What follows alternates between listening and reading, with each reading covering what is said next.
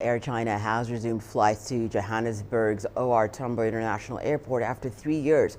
China is one of South Africa's most important sources of tourists, but all flights were halted since the COVID-19 pandemic hit in 2020, CGTN's Julie Shire reports.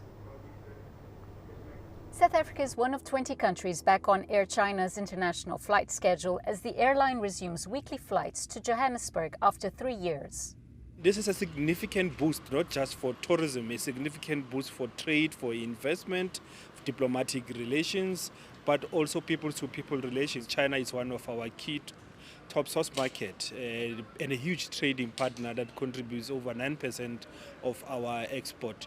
Chinese tourists were on the move before the devastating COVID-19 pandemic.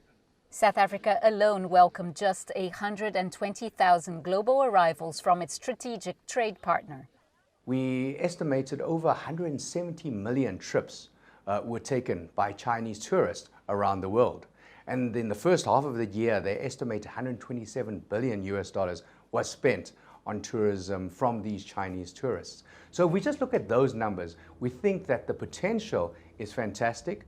The symbolic Beijing-Shenzhen-Johannesburg flight comes as South Africa prepares to host the BRICS summit later this year. In the build-up to the BRICS summit, there's a lot of bi-commissions that are happening, business, culture, sports, and Airbus coming from a long-haul destination has a potential of creating almost 3,000 jobs from the subsidiary sectors that are linked to aviation. And if we can just revive the tourism industry, we'll have hotels again, we'll have services, the service industry, the restaurant industry. South Africa has what a lot of the Chinese tourists are looking for and what they missed during COVID as well. And that is the great outdoors, the great open spaces.